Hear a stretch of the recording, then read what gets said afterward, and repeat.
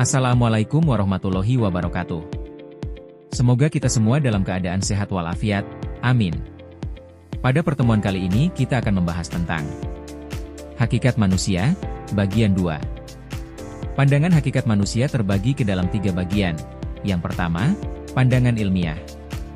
Kedua, pandangan barat, dan ketiga, pandangan Islam. Hakikat manusia dari sudut pandangan ilmiah. 1. Pandangan antropologi biologis. Dari sisi antropologis manusia disebut Homo sapiens, yaitu puncak evolusi organik dari makhluk hidup. 2. Pandangan antropologi budaya. Pandangan dari sisi ini mengatakan bahwa manusia merupakan organisme sosio-budaya yang mempelajari tingkah laku kultural. 3. Pandangan dari sisi sosiologi. Pandangan ini menganggap bahwa manusia adalah animal sociale. 4. Pandangan dari sisi politik. Pandangan dari sisi ini mengatakan bahwa manusia adalah animal politikon. 5. Pandangan dari sisi ekonomika. Pandangan ini mengatakan bahwa manusia adalah animal economicus, yaitu binatang yang terus berusaha memperoleh kemakmuran material. Hakikat manusia dari sudut pandangan barat. 1. Pandangan humanistik. Pandangan ini menyatakan bahwa manusia memiliki dorongan dari dalam dirinya untuk mengarahkan dirinya mencapai tujuan yang positif. 2. Pandangan psikoanalitik. Pandangan ini meyakini bahwa manusia digerakkan oleh dorongan-dorongan dalam dirinya yang bersifat instingtif. 3. Pandangan behavioristik. Kelompok behavioristik menganggap manusia sebagai makhluk yang reaktif dan tingkah lakunya dikendalikan oleh faktor-faktor dari luar dirinya, yaitu lingkungannya. 4. Pandangan mekanistik. Dalam pandangan mekanistik semua benda yang ada di dunia ini termasuk makhluk hidup dipandang sebagai mesin dan semua proses termasuk proses psikologi. 5. Pandangan kontekstual. Dalam pandangan ini manusia hanya dapat dipahami dalam konteksnya. 6. Pandangan organismik. Pandangan organismik menganggap manusia sebagai suatu keseluruhan, yang lebih daripada hanya penjumlahan dari bagian-bagian. Hakikat manusia dari sudut pandangan Islam. 1. Al-Insan. Kata Al-Ins disebutkan sebanyak 64 kali dalam Al-Quran. Kata Al-Insan berasal dari kata insun, yang berarti manusia. Kebalikan dari jin yang dalam arti bahasa Indonesia bermakna jinak atau bersosial. Secara bahasa diartikan harmonis, lemah lembut, tampak. Kata Al-Insan digunakan dalam Al-Quran untuk menunjukkan secara keseluruhan sebagai makhluk jasmani dan rohani dan juga meletakkan makna manusia secara umum. Ciri-ciri umum manusia yang sudah kita ketahui sebelumnya seperti dapat berbicara, berpikir, mengembangkan diri, ilmu, dan peradaban. Mengetahui mana yang baik dan buruk dan lain sebagainya menggambarkan makna Al-Insan itu sendiri.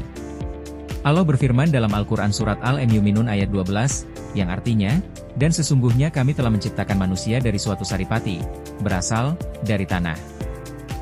2. Al-Ins. Kata Al-Ins disebutkan sebanyak 18 kali dalam Al-Quran. Jika merujuk penggunaan Al-Quran terhadap kata Al-Ins maka yang dimaksudkan adalah jenis makhluk sehingga diperhadapkan dengan jenis jin.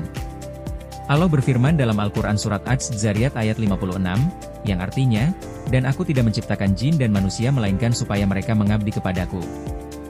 3. An-Nas. Kata An-Nas diartikan bahwa manusia adalah makhluk sosial dan memiliki tabiat suka bergaul. Manusia dalam kata Al-Nas adalah manusia yang tidak dapat melakukan semua hal sendirian tanpa adanya bantuan orang lain. Terlepas apakah dia seorang muslim atau muslimah atau bukan, makna An-Nas bersifat lebih umum dibandingkan Al-Insan. Allah berfirman dalam Al-Quran Surat Al-Fatir ayat 35, yang artinya, hai manusia, ingatlah akan nikmat Allah kepadamu. Adakah pencipta selain Allah yang dapat memberikan rezeki kepada kamu dari langit dan bumi? Tidak ada Tuhan selain Dia, maka mengapakah kamu berpaling dari ketauhidan? 4. Al-Bashar. Kata Al-Bashar disebutkan sebanyak 36 kali dalam Al-Quran. Kata Al-Bashar berarti kulit luar.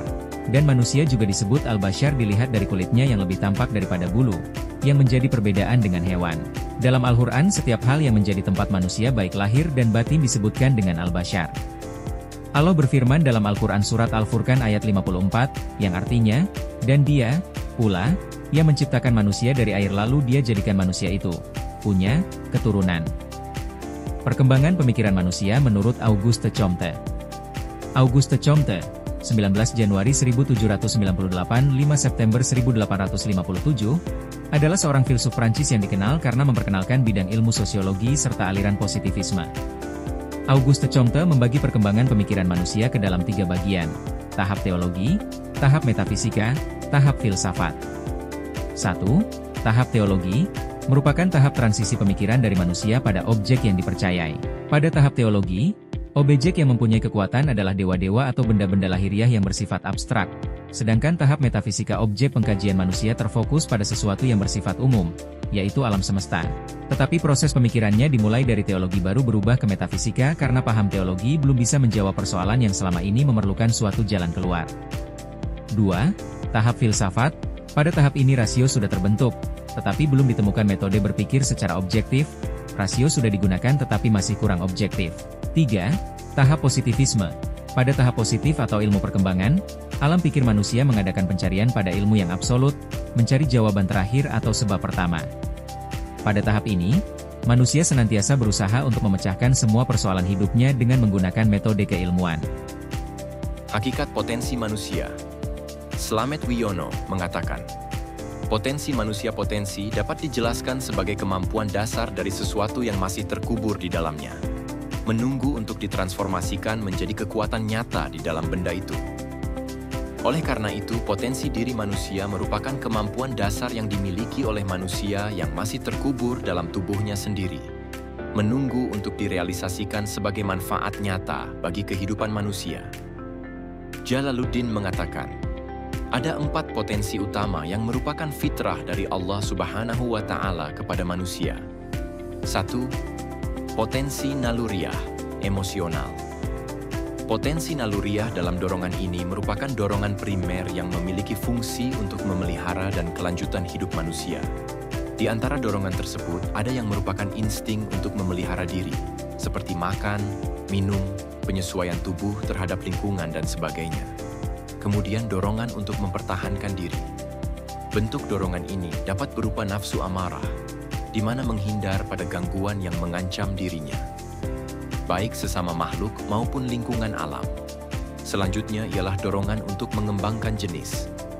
Pada dorongan ini berupa naluri seksual, manusia pada tahap pencapaian kematangan fisik, dewasa, menjadi tertarik terhadap lawan jenisnya.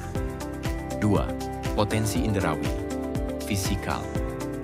Potensi fisik ini bisa dijabarkan atas anggota tubuh atau indera-indera yang dimiliki manusia seperti indera penglihatan, pendengaran, penciuman, peraba, dan perasa. Potensi ini difungsikan melalui indera-indera yang sudah siap pakai hidung, telinga, mata, lidah, kulit, otak, dan sistem saraf manusia. Pada dasarnya potensi fisik ini digunakan manusia untuk mengetahui hal-hal yang ada di luar dari diri mereka, seperti warna, rasa, suara, bau, bentuk, ataupun ukuran sesuatu. Jadi bisa dikaitkan potensi merupakan alat bantu atau media bagi manusia untuk mengenal hal-hal di luar dirinya. Potensi fisikal dan emosional ini terdapat juga pada binatang. 3. Potensi akal, intelektual. Potensi akal atau intelektual hanya diberikan Allah Subhanahu wa Ta'ala kepada manusia, sehingga potensi inilah yang benar-benar membuat manusia menjadi makhluk sempurna dan membedakannya dengan binatang. Jalaluddin memberikan pendapatnya bahwa potensi akal memberi kemampuan kepada manusia dalam memahami simbol, hal yang abstrak, menganalisa, membandingkan, maupun membuat kesimpulan yang pada akhirnya memilih serta memisahkan antara yang benar dan yang salah. Kebenaran akal mendorong manusia berkreasi serta berinovasi dalam menciptakan kebudayaan serta peradaban.